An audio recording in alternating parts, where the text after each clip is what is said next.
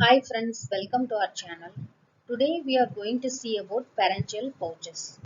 So pharyngeal pouches, it is one of the endodermal derivative which is derived from the lateral derivatives. So this endodermal derivative has lateral derivative and ventral derivative. So ventral derivative is developed forms the floor of the primitive pharynx and lateral derivatives forms the pharyngeal pouches. So one thing we have to remember while reading this pharyngeal pouch. So this pharyngeal pouch, in the branchial arch we can see the outer ectodermal lining and the middle mesoderm and the inner endodermal lining. In the inner endodermal lining, between the lining we can see the depression part that is called the pharyngeal pouch. So from this, what are the structures are going to develop? So that is the thing we are going to see in this video. So totally 5 pharyngeal pouches are present. In this the fifth pharyngeal pouch is rudiment. So only we are having 4 pharyngeal pouches. So in this 4 pharyngeal pouches, each pharyngeal pouch has dorsal part and ventral part. The ventral part of all this going to form the rudiment of the tongue. So only we can see the dorsal part. So in the dorsal part, it has two wings, ventral wing and dorsal wing. So this ventral wing and dorsal wing present in all the pouches except the first pharyngeal pouch.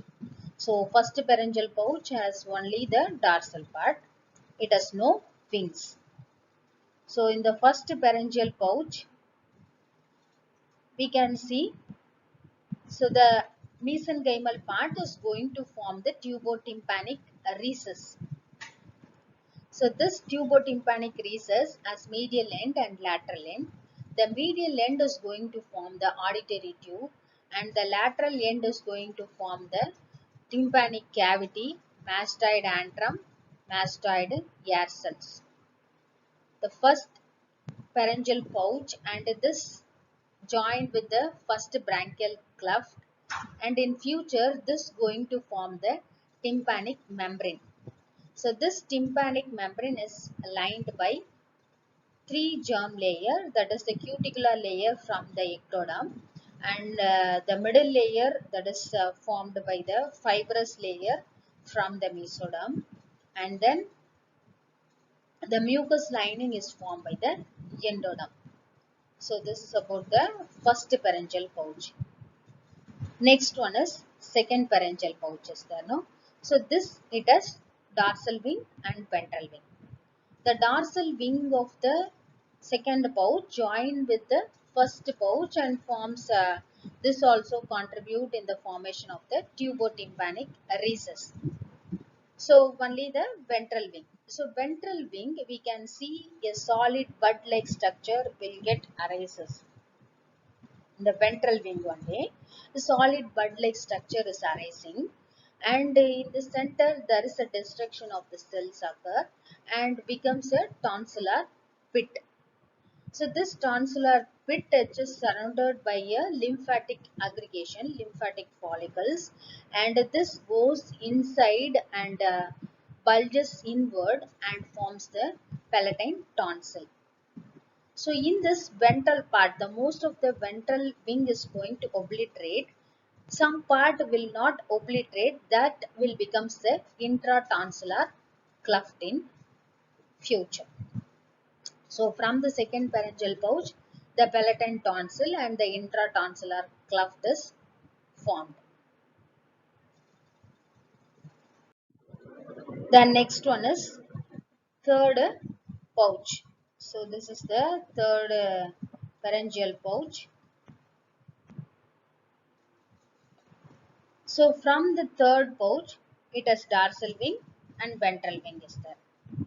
So the dorsal wing is going to form the inferior parathyroid gland. So this is the inferior parathyroid gland. And from the ventral wing, the thymic rudiment is present. So the thymic rudiment is present in the ventral wing. So this thymic rudiment fuses in front of the aortic sac. So this fuses in front of the aortic sac.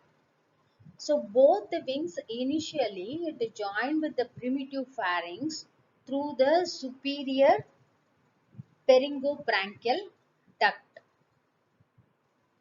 So when the development occurs, the connection between the parathyroid, that is the inferior parathyroid, and the thymus is going to disappear. So when the development occurs, at one point, the caudal migration of the aortic sac occurs. Once the caudal migration of the aortic sac occurs, the thymic part is also descend downwards. So this thymic part is in connection with the inferior parathyroid. No? So that inferior thyroid also descend downwards. At one point, there is a disappearance of connection between the thymic part and the inferior parathyroid gland. So, so this usually occurs when the inferior parathyroid goes and rests over the dorsal part of the thyroid gland. So whereas the thymic part descend downwards and parathyroid part it rests over behind the dorsal surface of the lateral lobe of the thyroid gland.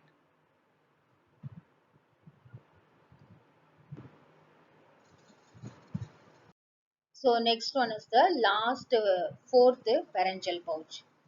So it has dorsal wing and ventral wing. Dorsal wing is going to form the superior parathyroid gland and ventral wing it forms the caudal pharyngeal complex. So this caudal pharyngeal complex has three elements, that is the thymic element, lateral thyroid element, and then ultimobronchial body.